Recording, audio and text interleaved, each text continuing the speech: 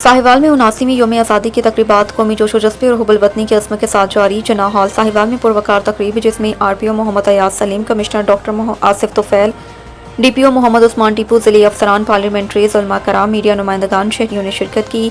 तकरीब से कबल परचम कुशाई, जनरल सलामी और मुल्क कौम की सलामती के लिए खुसूसी दुआ।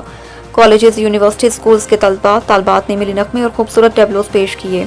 RPO मोहम्मद अयाज सलीम ने कहा कि यौम आज़ादी जश्न का दिन नहीं बल्कि पाकिस्तान के साथ अहद वफा की तजदीद का मौका है। पाकिस्तान लाखों कुर्बानियों, उम्मीदों और ख्वाबों की ताबीर है।